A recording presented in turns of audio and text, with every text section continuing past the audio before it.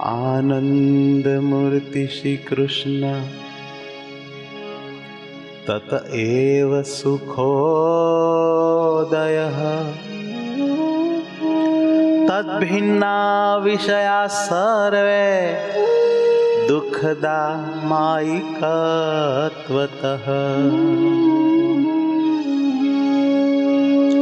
वर्णिवेश रमणीय दर्शनम्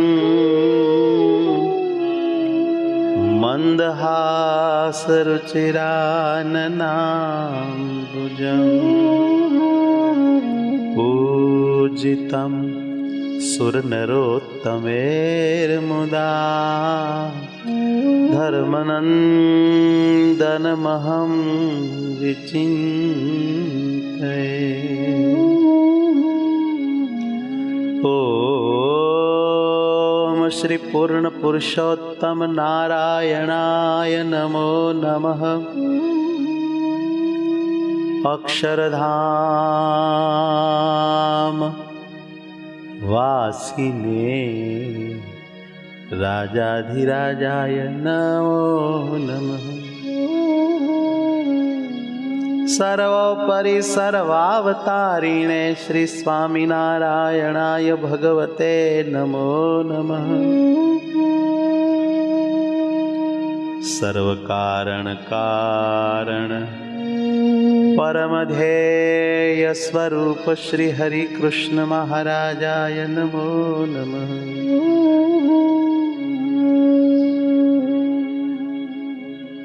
प्राणाधार प्राणनाथ प्राण प्रिय प्रियवर सुख कर श्री घनश्याम महाराजाय नमो नमः। एकाकी वनवासिने कंद फूल फलासिने पति कृष्णतनवे महातपस्विने श्रीलकंठ वर्णि राजाय नमो नमः। सदानंदी श्री सहजानंद स्वामी महाराजाय नमो नमः। आदि गुरवे सद्गुरुवर्याय महासमर्थाय सर्व परमहंस मुख्याय अखंड हरिस्वरूप निमग्नाय परमदास मूर्तये श्री गोपालानंद स्वामिने नमो नमः। श्री हरि गुरु तुल्य सत्संग मातृ ग्रंथ वक्तृ श्री मुक्तानंद मुनये नमो नमः।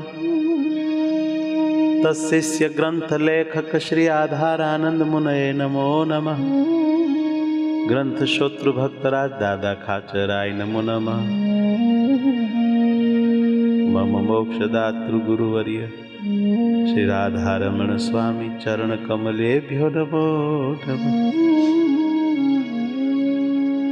सर्व प्रकट सद्भ्यो हरिभक्तेभ्यश्च नमो नमः।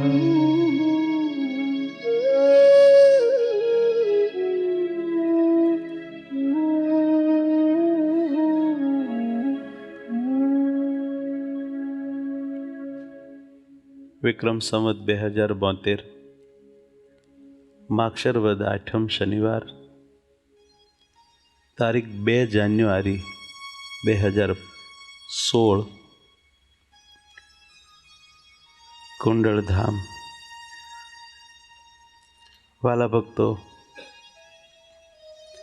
आवते काले रविवार छे, रवि सभा छे, परंतु आत्मीय सभा होवाने कारणे रवि सभा नहीं थाय अने काले रविवार होवाथी सागर कथा ने पण रजा आपीशुं, कारण के बधा जावा आववामां जाजा बधा प्रोग्राममां हशे।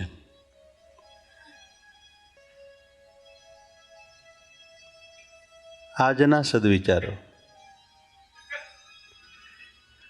बिल गेट्स एवुं कहेता कि જ્યારે તમારી પાસે પૈસા હોય ત્યારે ફક્ત તમે જ ભૂલી જાઓ છો કે હું કોણ છું, પરંતુ જ્યારે તમારી પાસે પૈસા ન હોય ત્યારે આખી દુનિયા ભૂલી જાય છે કે તમે કોણ છો। पैसे की पहचान यहाँ इंसान की कीमत कोई नहीं।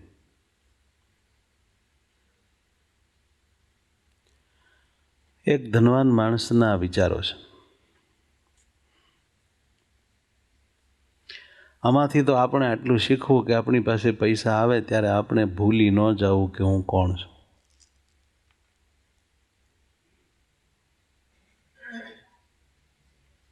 तेरी कृपा से पहले मेरी जिंदगी में क्या था, तेरी कृपा से पहले मुझे कौन मानता था। न ये गीत था न ये गला, तेरी कृपा से पहले।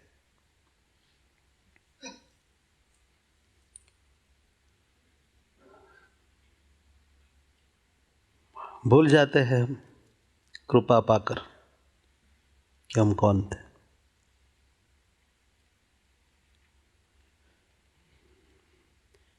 आज मैंने कहा था कि भूल जाना ये जीवात्मा के स्वभाव में है।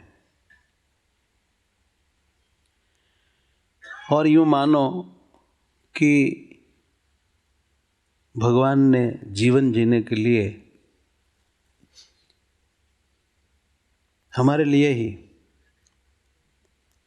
ऐसी व्यवस्था की है कि हम घटी हुई घटनाओं को भूल जाए, वरना जीना मुश्किल हो जाए।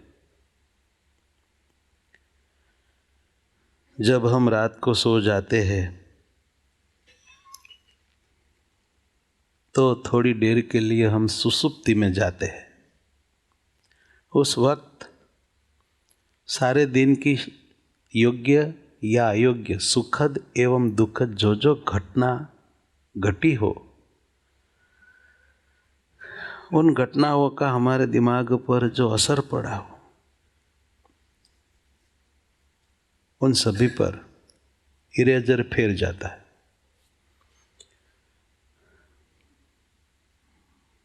थोड़ा सा वो डिलीट हो जाता है हर दिन। अगर यूँ नहीं होता, वैसे ही सब घटना हमें याद रहती, तो हम जी नहीं सकते। भूल जाना बहुत ज़रूरी होता है, इसलिए भगवान ने ऐसी व्यवस्था की है। इसमें मुश्किल यह आ गई कि भगवान की कृपा भी हम भूल जाते। जो भूल जाना चाहिए वो तो ठीक है, भूल ही जाना चाहिए, मगर कहीं कहीं बात ऐसी है जिसे कभी नहीं भूलनी चाहिए, कभी नहीं। लेकिन भूल जाने की व्यवस्था में अच्छी बातें भी भूल जाते हैं। तो हम क्या करें? तब किसी ने कहा कि किसी ने हमको गाल दी है, अपशब्द कहा, तो हम कहीं सालों तक नहीं भूलते। इसी जगह पर ऐसा मुंह करके उसने मुझे इस तरह डांटा था, तो ये क्यों हम नहीं भूलते? इसलिए कि सुसुप्ति में हम जाते हैं, फिर उठते हैं तो थोड़ा वो डिलीट तो हो जाता है, मगर हम ताज़ा कर लेते हैं। बार बार याद करके हम ताज़ा करते रहते हैं। पेंसिल से लिखे हुए शब्द थोड़ा सा चेक रबर घुमाने से झांखा हो जाता है, फिर भी हम दूसरी बार घूंट घूंट के उसको उपसा देते हैं, ताज़ा कर लेते हैं, तो वो तो यूं ही रहेगा ना। कोई घटना को हम बार बार याद करके ताज़ी रखेंगे तो कभी नहीं भूल सकते। तो ये बात से हमें ये ख्याल आया कि यदि अच्छी अच्छी बातें भगवान ने हम पर जो कृपा की हो, सुख दिया हो, जिस कारण हमको भगवान में बहुत प्यार आ जाता हो, ऐसी ऐसी बातें बार बार याद करके हमें ताज़ी रखनी चाहिए। खास प्रोग्राम बनाकर इन घटनाओं को याद करते रहे तो शायद नहीं भूलने योग्य सभी बात हम याद रख पाएंगे। प्रयोग करके देखें, यदि इसमें सफलता मिले तो बड़ी नसीब की बात मानो, क्योंकि भूल जाना चाहिए वो व्यवस्था ठीक है, इसलिए हम जी सकते हैं, मगर अच्छी अच्छी बातें भी उन व्यवस्था में हम भूल जाते हैं। इससे हमारी भगवान की तरफ आगे गति नहीं होती है, प्रेम नहीं बढ़ता। हमारा यह स्वभाव है कि हमको कोई सुख दे, आदर दे तो हमको बड़ा अच्छा लगता है। हमारा भरण पोषण करने वाला, सुख देने वाला हमको सहज प्यारा लगता है। तो हमारा आज तक भरण पोषण और सुख जितना प्रभु ने दिया है, इतना किसने दिया है? कौन है ऐसा? कोई नहीं। तो सबसे अधिक प्यार हमको प्रभु में होना चाहिए ना। फिर भी ऐसा नहीं है, क्योंकि हम भूल जाते हैं। भगवान हमारी बहुत बहुत केयर करते हैं, प्रभु बहुत प्यार देते हैं, सब सुविधाएं वही देते हैं, फिर भी हम वो बात को मानो हमारा अधिकार समझ लेते हैं। इसलिए भगवान के प्रति प्यार आने के बजाय अहंकार आते हैं कि इसमें कौन सी बड़ी बात है, तुम हमको खाना देते हो, जीना हमको सिखाते हो, वो तो तुम्हें सिखाना ही पड़ेगा ना। ऐसे हम दादागिरी करने लगते हैं। ऐसा नहीं करना चाहिए। वो ना दे तो हम क्या करें?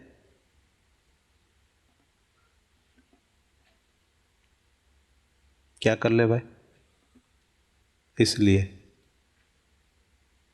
सदैव परमात्मा का ऋणी बन के रहना, गर्जू बन के रहना,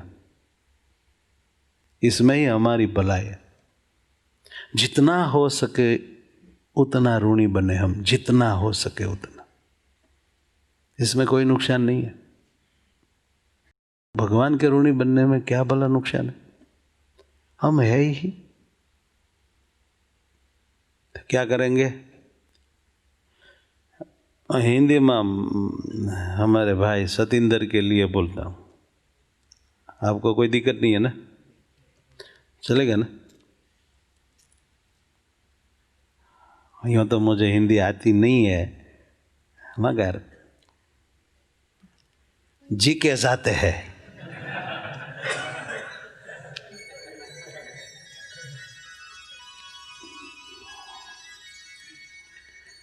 समझने वाले समझ लेंगे कि बापू क्या कहते हैं।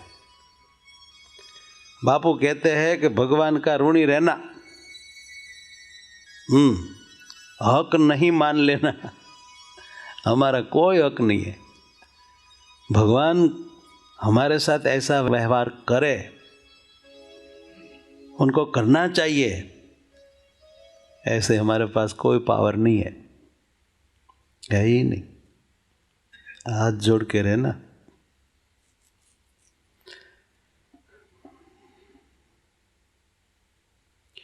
भगवान का उपकार कभी भूलना नहीं। वो जैसे हमें सदैव याद रहे, वैसे हमें कुछ आयोजन कर लेना चाहिए।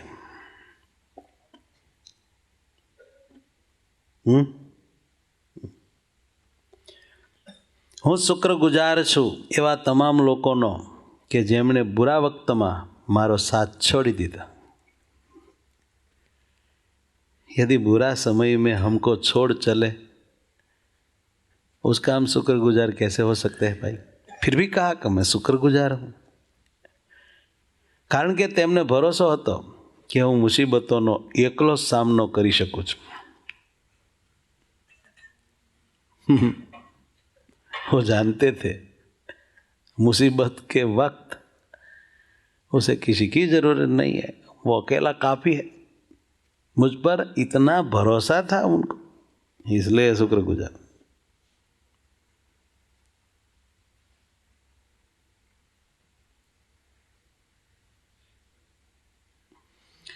एक शरणानंद जी का सूत्र है, मुझे समझ में नहीं आता है, विद्वानों की सहायता चाहिए।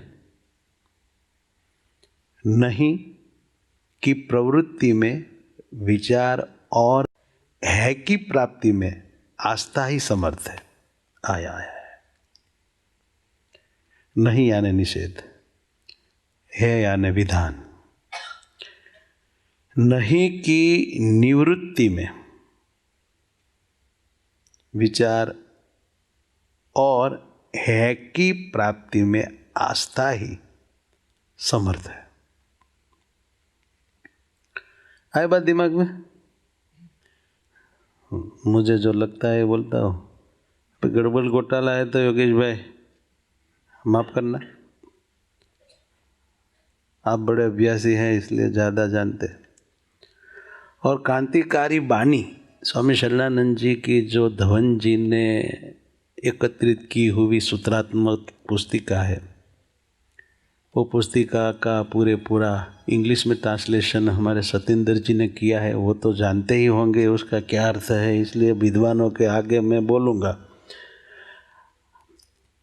यूँ तो आप सबके आगे तो मैं हर दिन बढ़ता हूँ, भरड़े जाता हूँ जैसे चावल, लेकिन आज तो ये जानकार आदमी आ गए ना, इसलिए मुझे थोड़ी दिक्कत हो रही है। कुछ गलती हो जाती तो, ये तो बहुत बड़े विद्वान है, आप लोग जानते नहीं है इसलिए तुमको कोई हरकत नहीं है, मुझे हरकत है।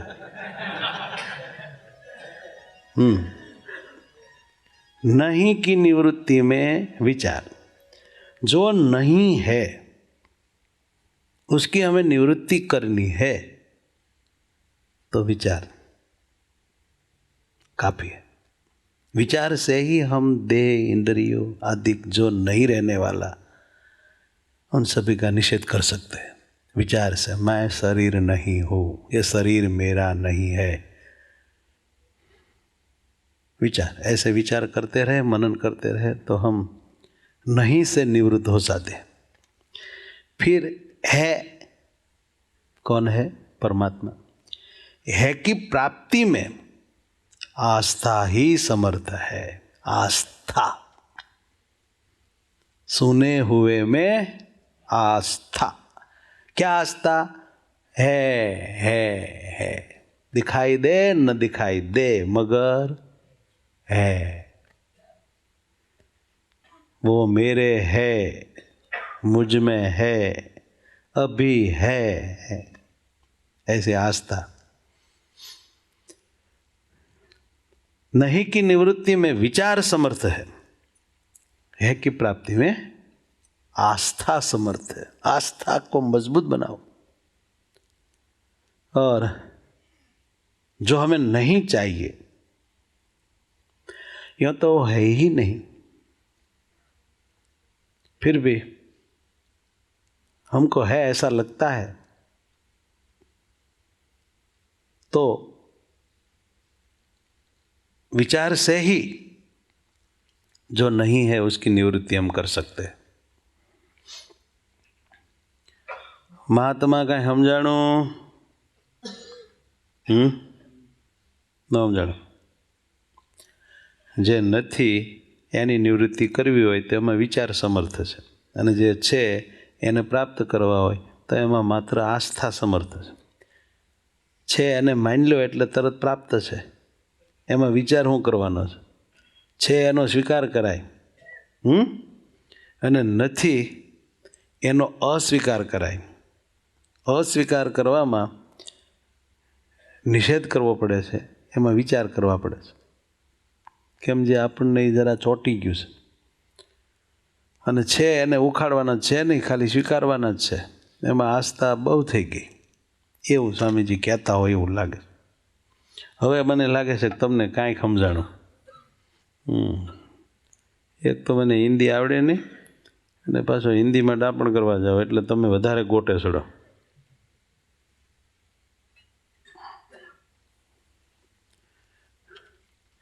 હવે तो हिंदी नहीं करी सकूँ। हो सत्येंद्र जी, वैसे ही सुनते रहना, दिमाग में आया ना आया।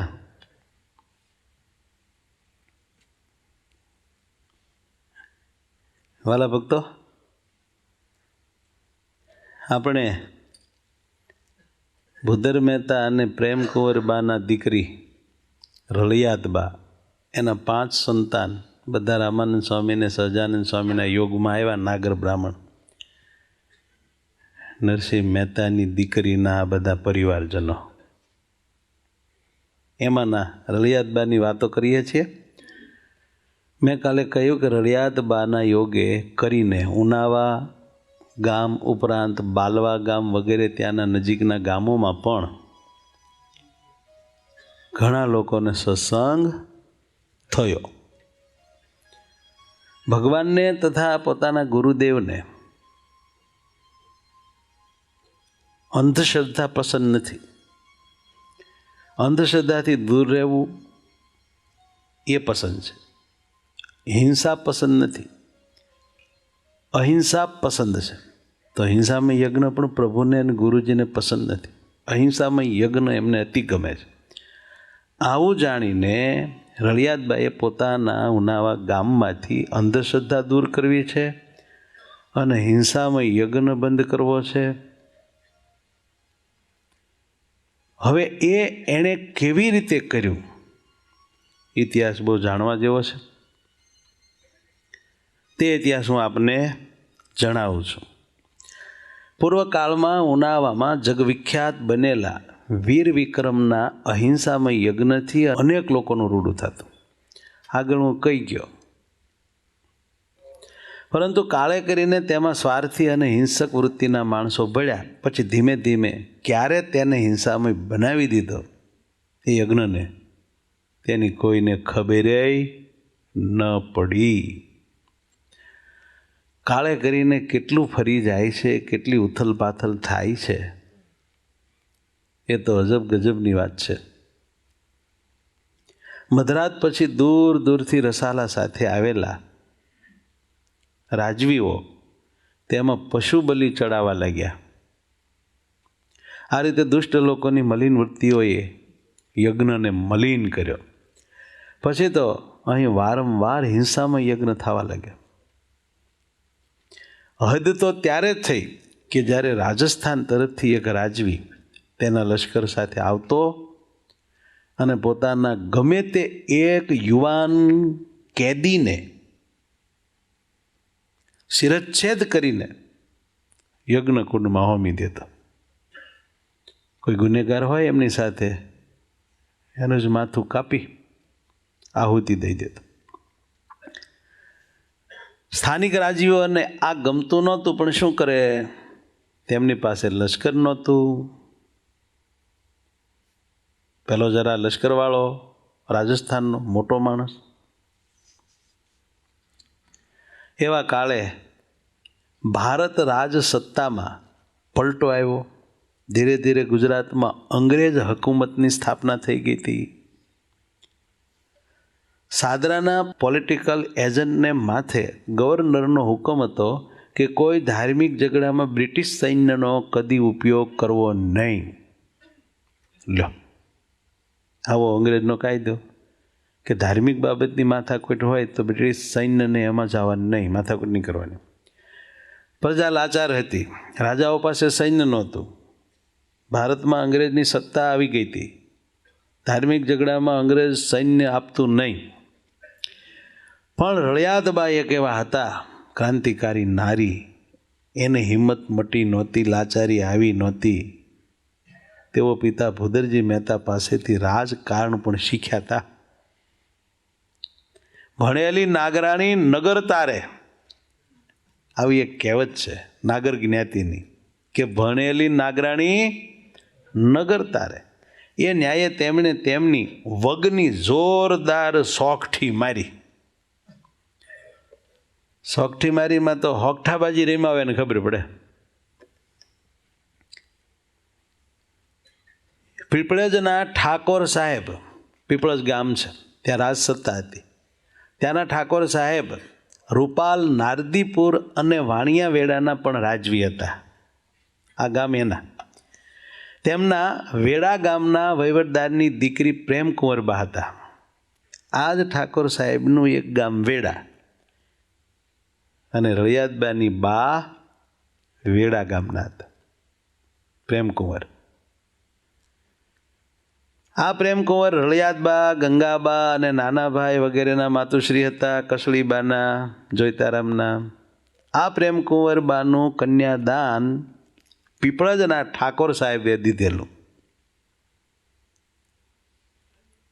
એટલે રળિયાદબા એમને મામા કહેતા. એક દિવસ બેચર રાવળ અને રળિયાદબા પીપળજ ગામે ઠાકોર સાહેબને બંગલે પહોંચી ગયા. ઠાકોર સાહેબે તેડાવ્યા, બોલાવ્યા, સારા જમવાના બનાવ્યા. આમ ભેળા બેસીને જમતા. જમવાનો સમય થયો, 3 થાળીઓ પીરસાઈ ગઈ ત્યારે ભાણી રળિયાદબાએ રસોઈયા બ્રાહ્મણની પાસે ચપટી ધૂળ મંગાવી, માટી, અને પોતાની થાળીમાં એક ખૂણામાં નાની ઢગલી કરી ધૂળની. ત્યારે ઠાકોર સાહેબે આશ્ચર્યથી પૂછ્યું કે ભાણીબા, આ કેમ કર્યું? શું ધૂળ ખાવાની જરૂર છે? ત્યારે રળિયાદબાએ શબ્દબાણ માર્યું. આને હોગઠી મારી કહેવાય. રાજા રાજવીઓમાં આવું બધું હોય. હા મામા, ધૂળ ખાવાની જરૂર છે. શું જરૂર છે? ખાવાની જરૂર છે મામા. મારે ધૂળ ન ખાવી તો હું ખાઉં? કેમ? મામા, જે ભાણીનો મામો 20 પાદરનો ધણી હોય, એની જ ભાણીના પાદરે પરદેશી રાજવી આવીને હુકમ કરી માનવીના લોહી છાટણા કરી જાય, યજ્ઞને અભડાવી જાય, તો તે દીકરીને ધૂળ જ ખાવી પડે ને મામા. એટલું કહીને ભાણીબા રોવા માંડે. મામા કે છાની રહી જા, પેલા વાત કર, માંડીને વાત કર. ખાવાનું પડ્યું રહ્યું અને આ તો બધું રોવાનું શરૂ થયું. પછી રળિયાદબાએ સવિસ્તાર વાત કરી. હા તો ઠાકોર ક્ષત્રિય તરત ઠાળીને આમ હડસેલી ત્યાં ઊભા, હાથ ધોઈને કે આમ કર્યું ને, જી હજુર, સૈન્ય તૈયાર કરો, ઘોડા પલાણો, અત્યારે યુદ્ધે ચડવું. આવા તો ભારત દેશમાં બહુ યુદ્ધ થયા. ઘોડા પલાણ્યા અને વડોદરા ફોઈબા રાજબાના મહેલે પહોંચી ગયા. હવે આ જે ઠાકોર સાહેબ હતા, એના ફોઈબા રાજબા વડોદરેશ, એને મહેલે પહોંચી ગયા. હવે કેવી રીતે? તો કે રાજબા પીપળજ ઠાકોર સાહેબના સગ્ગા બેન હતા અને વડોદરા સ્ટેટના રાજવી દામાજી ગાયકવાડ બીજા, પહેલા નહીં, બીજાના પુત્ર સિયાજી રાવ પહેલા, બીજા ત્રીજા સિયાજી રાવ નહીં, આ સમજવાનું. સિયાજી રાવ પહેલાના સૌથી નાના રાણી થાય આ રાજબા, પીપળજ ઠાકોરના સગાબેન. મોસાળ ઇન્દોરમાં હતું એનું. તે ઇન્દોરમાં રહીને અંગ્રેજી ભણ્યા હતા. ભણતા પહેલાં રાજકુંવરીઓ અને રાજકુંવરો આ ઇંગ્લિશ ભણતા, વિદેશમાં જઈને પણ ભણતા. ઇન્દોરમાં રહીને ઇંગ્લિશ ભણેલા, તેથી અંગ્રેજ સરકારની સાથેના મુત્સદી ભર્યા નિર્ણયો અને હુકમોમાં ગાયકવાડ સરકાર પણ તેમનો અભિપ્રાય લેતા કે રાજબા આનું શું કરાય, કેમ કરાય. કાગળ ફાગળ આવે તો રાજા મહારાજાને વાંચતા ન આવડે, એ બધું રાજબા વાંચીને સમજાવે. રાજબાની ભલામણથી ગવર્નરે હુકમ કર્યો અને છેલ્લે નોરતે રાજસ્થાનની નરબલી ચડાવવા આવેલા રાજવીને સાદરાના પોલિટિકલ એજન્ટના લશ્કરે કેદ કર્યો. હા, ઠાકોર સાહેબે રાજબાને કીધું અને રાજબાઈએ અંગ્રેજોને કીધું. એટલે એણે પેલો કાયદો નહોતો સૈન્ય વાપરવાનો તો પણ હુકમ કર્યો અને ઓલાને પકડી લીધો કે જે યજ્ઞમાં નરબલી ચડાવતો, અને એની સાથે આવેલા સૈનિકોના શસ્ત્રો પડાવી લીધા અને ત્યાંથી તગડી મેલ્યા. અને ઉનાવા ગામે 28 ગામના રાજીવોને અંકુશમાં રાખવાનું કાયમી લશ્કરી થાણું તપાઈ ગયું. એમનું પાછું એક કામ જ હતું, એક કામ કરવું ને થાણું થાપવું, એ પાછું થઈ ગયું. આ રીતે હિંસામય યજ્ઞનો અંત લાવી પછી અહિંસામય યજ્ઞ રળિયાતબાઈએ કરાવ્યો ઉનાવા ગામમાં. અને ત્યાર પછી દર વર્ષે આસો સુદ 9મા નોરતાને દિવસે અહિંસામય યજ્ઞ શરૂ થયો દર સાલ, જે હાલ શરૂ છે. એમાં એકવાર સ્વામિનારાયણ ભગવાન પણ પધાર્યા હતા, સંવત 1874માં. વાલા ભક્તો, આ રળિયાતબાઈએ ધર્મ સેવાનું એક બીજું મહાન કાર્ય કર્યું હતું. એ હતું અંધશ્રદ્ધા દૂર કરવાનું. આ થોડું મોટું છે. ઉનાવા પંથકમાં કામરૂ દેશની મેલી વિદ્યાના નામે ઘણા ઢોંગી બાવાઓ આવતા અને નાણાં ખંખેરી પલાયન થઈ જતા, ભોળા લોકોને છેતરતા, કુટુંબમાં જ પરસ્પર વેમ નાખી દેતા, અંદરો અંદર ઝઘડાવી પેટ પોષણમાં તત્પર રહેતા હતા બાવા. રળિયાતબા ઉનાવામાં પોતે જે ઘરમાં રહેતા એને અડીને બ્રહ્મપુરીના 200 ઘર હતા. પાખંડી લોકો કહેતા કે પૂર્વે અહીં ધરતીકંપ થયેલો, તેમાં ધરાશાયી થયેલા ઘરોમાં 1000 જેટલા નાગરજનો કમોતે ગુજરી ગયા છે, મરી ગયા છે. તે સર્વે અવગતિ પામ્યા છે, અધોગતિ, ભૂત થયા છે, લોકોને વળગે છે. આવી આવી વાતો કરી તે બાવાઓ બધાને હેરાન કરતા, ગ્રામજનોને હેરાન કરતા. આ ખોટી અંધશ્રદ્ધાનું નિરાકરણ કરવા રળિયાતબાઈએ વિચાર કર્યો કે આ બધા મેલી વિદ્યા કરે છે, શું મેલી વિદ્યા છે એ જ પાયામાંથી જાણવું જોઈએ.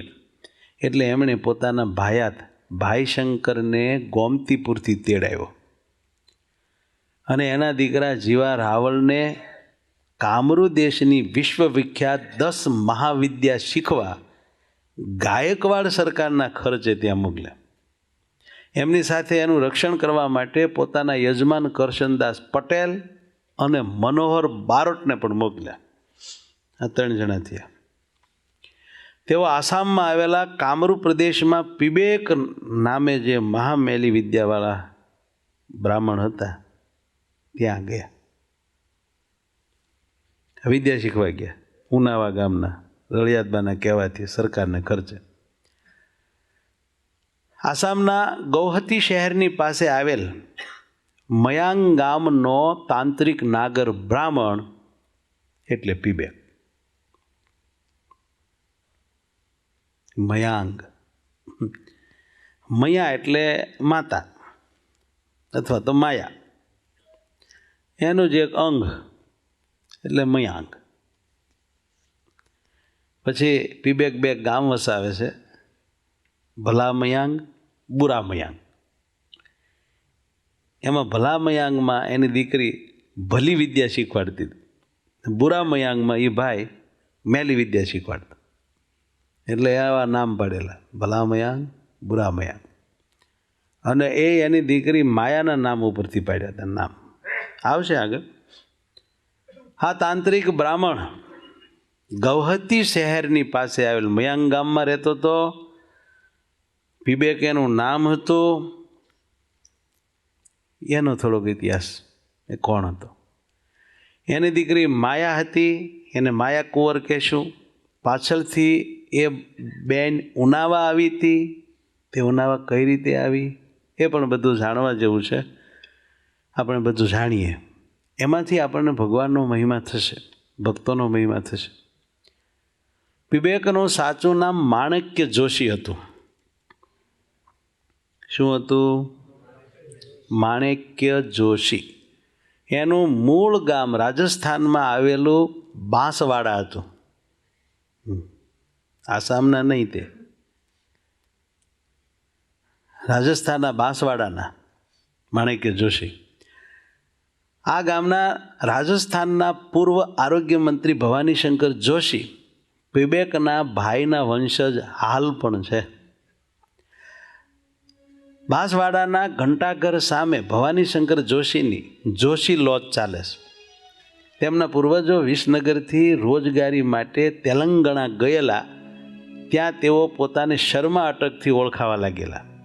આ માણેક્ય જોશી યુવા અવસ્થામાં પ્રભુની શોધ કરવા માટે ભારતની યાત્રાએ નીકળ્યા હતા. જોવો લ્યો, મગનીરામ જેવું આખ્યાન છે. માણેક્ય જોશી બાંસવાડાથી પ્રભુની શોધ કરવા માટે ભારતની યાત્રાએ નીકળ્યા હતા. ત્યારે આસામ રાજ્યના મલેકપુર ગામના નાગરવાડામાં આવેલ મહાકાલી માતાના પૂજારીનો એને યોગ થયો.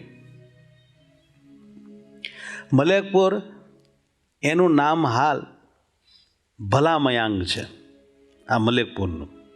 હવે ત્યાં નાગરવાડા એક એરિયા છે, એમાં મહાકાલીનું એક મંદિર, અને મહાકાલીના મંદિરનો એક પૂજારી હતો, એ મહાતાંત્રિક, મેલી વિદ્યામાં પારંગત.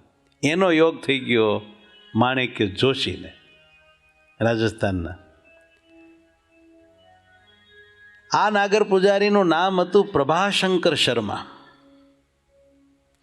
તેમણે પોતાની દીકરી શિવકુંવરનું માણેક જોશીને કન્યાદાન આપ્યું. એની પાસે આ મેલી વિદ્યા શીખતા હતા, તો ગુરુએ એની દીકરી એના ચેલાને પરણાવી દીધી. મગનીરામને પણ એના ગુરુએ એની દીકરી પરણાવવાનો ફોર્સ બહુ કર્યો, પણ મગનીરામે એ માન્યું નહીં અને ત્યાંથી નીકળી ગયો. પણ આણે માની લીધું. નીકળ્યા હતા ભગવાન મેળવવા, મળી ગયા શિવકુંવર. ધામધૂમથી એમના લગ્ન કર્યા અને તેમને ત્યાં જ ઘર જમાઈ રાખ્યા. ને આ કાંઈ નવાઈ જેવું નથી. પૂર્વે દૂર દૂર દેશમાં માણસ ભણવા જતા અને ત્યાં કાંઈક મેળ ખાતા, ન્યાન્ય પરણી જાતા અને ઘર જમાઈ રહેતા, અને ત્યાં પછી ધંધા પાણી કરતા, અને ઘણાક તો ત્યાં પછી ગુજરી જાતા. એવું બધું હાલ્યું જ આવે છે. ઓલા ભાઈને બીજું કાંઈ સંતાન નહીં હોય, પ્રભાશંકર શર્માને, એટલે પોતાની દીકરી તો આપી, પણ તમામ મિલકત પણ એમના નામે કરી દીધી.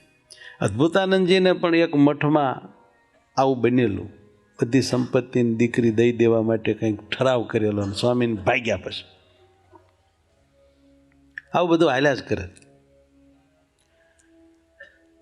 દીકરી આપી, બધી મિલકત આપી અને રાજી થઈ ગયા, અને પોતાની પાસે રાખી એને બધી તાંત્રિક વિદ્યા પણ આપી. પછી તે મેલી વિદ્યામાં માણેક્ય જોશી પારંગત થયા.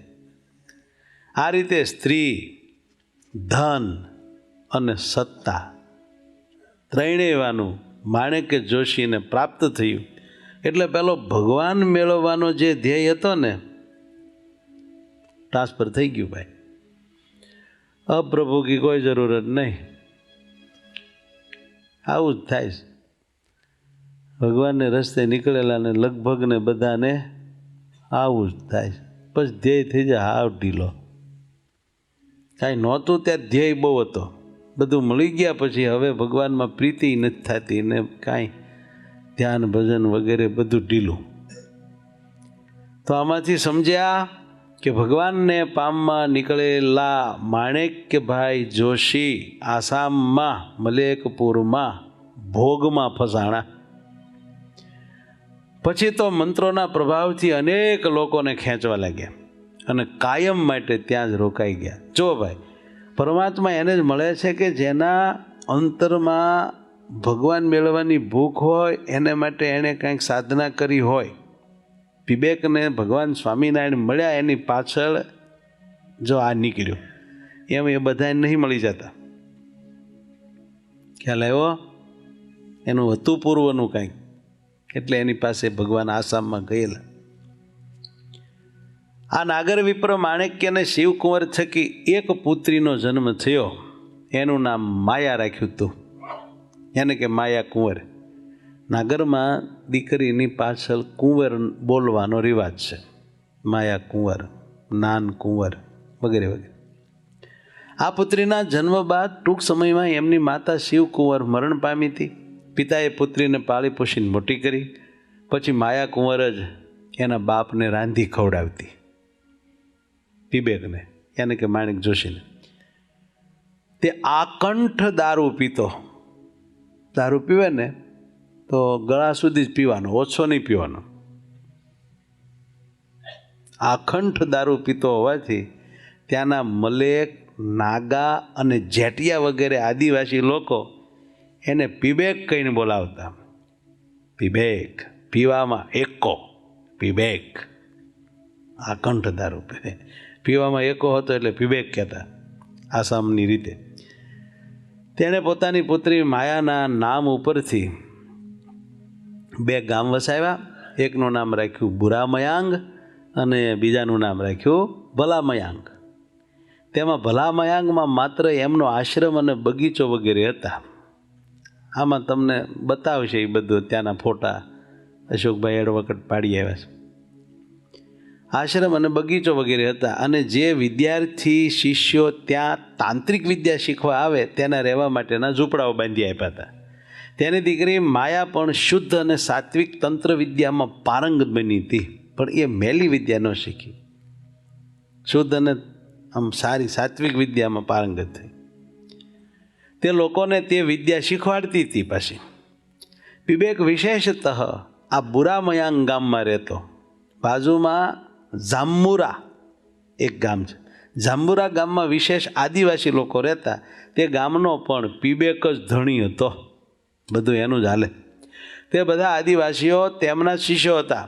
આ ગામો આસામ રાજ્યના અમીનગાંવ સ્ટેશનથી બ્રહ્મપુત્રા નદીને સામે કિનારે પર્વતીય પ્રાંતમાં આવેલા છે. ગૌહતીથી પણ અહીં જઈ શકાય છે. ગૌહતી શહેરથી જવાય છે. ત્યાં બાજુમાં જ નીલાંચલ પર્વત છે.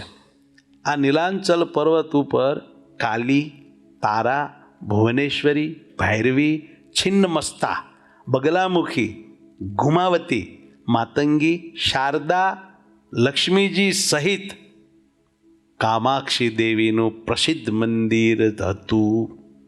આ બધી દેવીઓના નામ છે. હા, આ મંદિર ભાઈ છે અત્યારે. કૂચ બિહારના યહોવાહ વંશના રાજા વિશ્વસિંહ અને શિવસિંહે આ સ્થાન ઉપર કામાક્ષી માતાનું ભવ્ય મંદિર બંધાવેલું છે. પહેલાં આ નહીં, અત્યારે બતાવ્યું નહીં, પહેલાં બીજું હતું. આ બતાવ્યું અત્યારે આ રાજાઓનું બંધાવેલું છે. યહોવાહ વંશના રાજા છે આ વિશ્વસિંહ અને શિવસિંહ. દેવી ભાગવતમાં સમગ્ર ભૂમંડળમાં દેવીનું આ મહાક્ષેત્ર કે તીર્થ કહેવાય છે. દેવી ભાગવતમાંનું વર્ણન બહુ છે. એવો ઘણો મહિમા આ સ્થાનનો દેવી ભાગવતમાં લખ્યો છે. આસામમાં કામરૂપ દેશના નાગા, ખાસી અને જેટિયા પર્વતોની તળેટીમાં આ તીર્થો અને ગામો આવેલા છે. પીબેક ત્યાં રહેતો હતો અને લોકોને મેલી તાંત્રિક વિદ્યા શીખવાડતો. તેની પુત્રી માયા ભલામયાંગ ગામમાં રહીને લોકોને શુદ્ધ અને સાત્વિક તાંત્રિક વિદ્યા શીખવાડતી. તે જમાનામાં સમગ્ર ભારત વર્ષમાં પીબેક તાંત્રિક વિદ્યામાં ખૂબ પ્રસિદ્ધ હતો.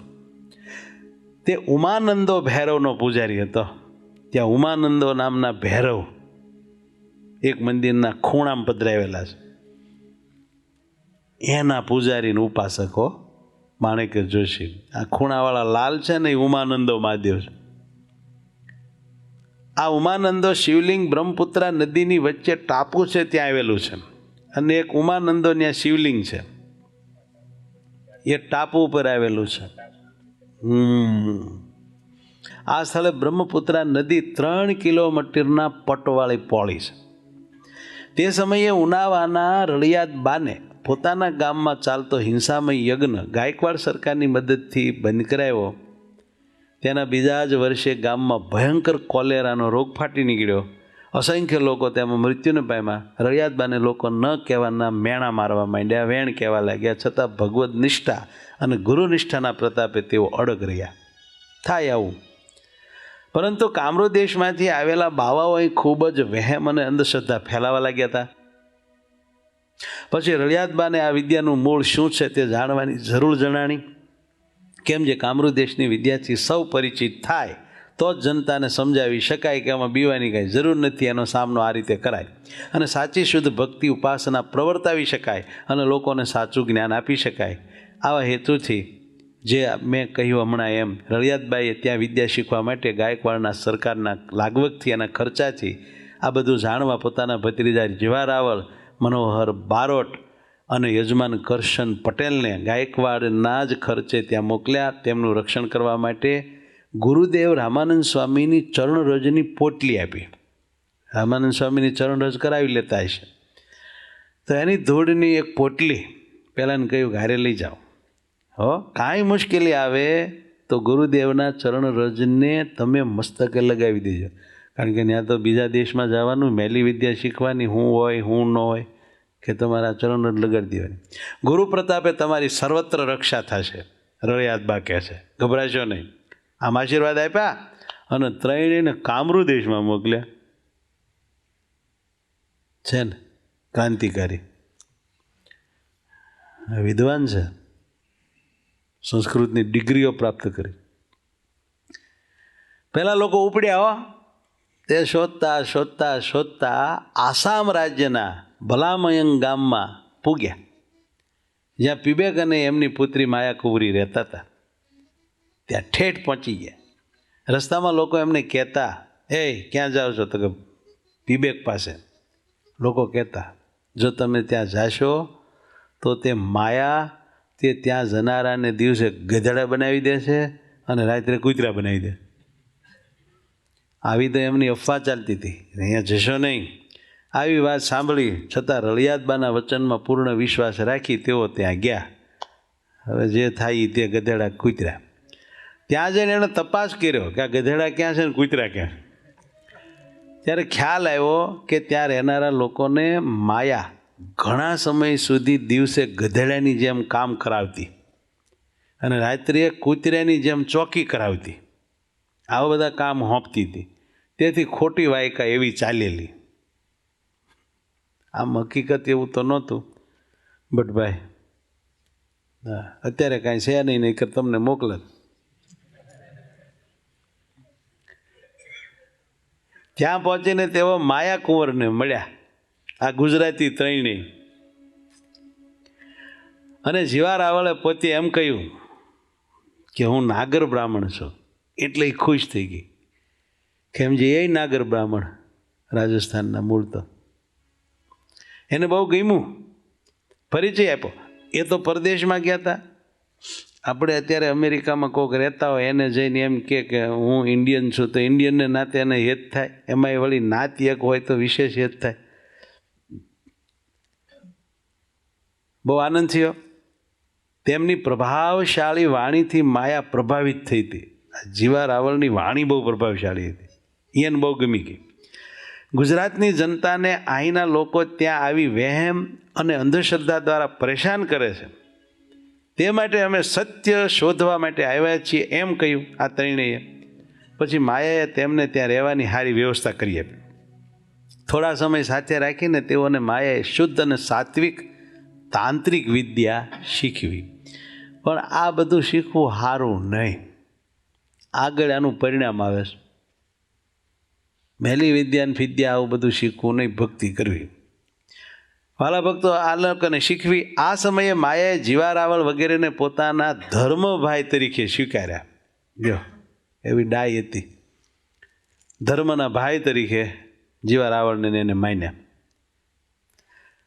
યોગાનુયોગ જીવા રાવળ વગેરે ત્યાં હતા અને આની પાસેથી મેલી વિદ્યા શીખતા.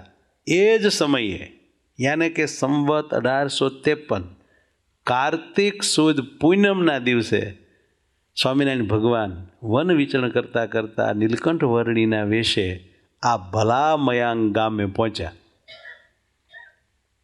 કામાક્ષી દેવીની બાજુમાં એક ગામમાં પીબેક મળ્યો, એમ આપણા ગ્રંથોમાં લખ્યું છે. મહારાજ પહોંચી ગયા. પહેલાં બધા જે સિદ્ધો લીધા હતા સિદ્ધ વલ્લભ રાજાની પાસેથી હારે, એ બધા હારે છે અને આ ડખો થયો. તારીખ 15/11/1796 મંગળવારે ભગવાન ત્યાં પહોંચ્યા. આ ગામથી થોડે દૂર, ભલામયાંગ ગામથી થોડે દૂર પશ્ચિમમાં નીલાંચલ પર્વત ઉપર કામાક્ષી દેવીનું ભવ્ય મંદિર હતું. શ્રીહરિ તે ગામના બગીચામાં ઉતર્યા. નીલાંચલ પર્વતની બાજુમાં કામાક્ષી દેવીના મંદિરનું ગામ, અને ત્યાં ભગવાન બગીચામાં બેઠા છે. પોતાના બાગમાં સિદ્ધો ઉતર્યા છે એવી જાણ થતાં ખૂબ દારૂ પી અને પીબેક એના કેટલાક શિષ્યોને સાથે લઈને ત્યાં આવ્યો. કેટલીક બહેનો હતી ને કેટલાક ભાઈ હતા. લાલ પટકો બાંધ્યો ને સિંદૂર ને બધું વર્ણન છે એનું, બહુ મેલું વર્ણન છે. આવ્યો અને કહ્યું કે સિદ્ધને જીવવું હોય તો મારા શિષ્ય થઈ જાવ. હુકમ કર્યો. એ જેટલા સિદ્ધો આવે એને શિષ્ય કરી નાખતો, એની જનોય કંઠી કઢાવી નાખતો. ત્યારે ત્યાંના નાના વર્ણિરાજે તેના હુકમનો અનાદર કર્યો, જે આપણે જાણીએ છીએ. તેથી તેણે વર્ણિરાજ ઉપર અનેક માંત્રિક તાંત્રિક પ્રયોગો કર્યા, પરંતુ તે સઘળા નિષ્ફળ ગયા. ત્યારે તેણે પ્રભુજીને ઉમાનંદોના સ્થાનકે આવી જવા ચેલેન્જ મારી. ઓલું બેટમાં હતું ને સ્થાન, એનો એ ઉપાસક હતો. એટલે શું કીધું કે તમે ત્યાં આવો, ઉમાનંદો ભૈરવની પાસે આવો. ત્યાં ઉમાનંદો શિવલિંગ હતું. આ વાત આમાં આપણને વિશેષ જાણવા મળી. વર્ણિરાજ શ્રીહરિએ તે પડકારને ઝીલી લીધો. ગાલો નહીં આવું. આ સ્થાન બ્રહ્મપુત્રા નદીની વચ્ચે બેટ છે ત્યાં હતું. પછી ત્યાં બધા ગયા. પછી પીબેકે ઉમાનંદો ભૈરવ મંદિર પાસે ઉગેલા મોટા વૃક્ષ ઉપર મૂઠ મારી. આપણે સાંભળ્યું છે ને કે એક ઝાડ ઉપર એણે, આમ પીપળાનું ઝાડ કહે છે, એ આ જ ઝાડ છે બતાવ્યું, એને મૂઠ મારી. હજી છે એ ઝાડ. મૂઠ મારી તેથી તે તત્કાળ સુકાઈ ગયું. પછી પીબેકે અતિ અટ્ટહાસ્ય કર્યું અને કહ્યું, છોકરા આટલી વાર લાગશે. ત્યારે હસીને વર્ણિરાજ કે, વૃક્ષ સૂકવવામાં મહાનતા નથી, એને લીલું કરી દેવું એમાં મહાનતા છે.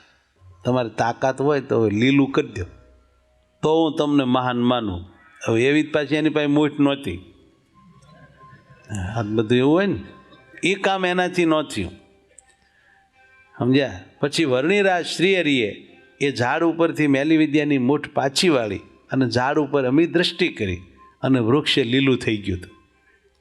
છતાં પીબેકનું અહમ ન ઓગળ્યું અને આપણા ગ્રંથમાં લખ્યું છે એમ એણે બધા વીર મોકલ્યા. અંતે તેમણે વર્ણિરાજને મારવા છેલ્લે ઉમાનંદો ભૈરવને મોકલ્યો. એને આપણે વીર ભૈરવ કહીએ. અને પછી તો હનુમાનજીના વીરોને પણ મોકલ્યા હતા. હવે આ બધા વીરોએ આવીને વર્ણીને કાંઈ કરી શકે નહીં એટલે પીબેકને મારે. એમ માર બહુ પીડ્યો.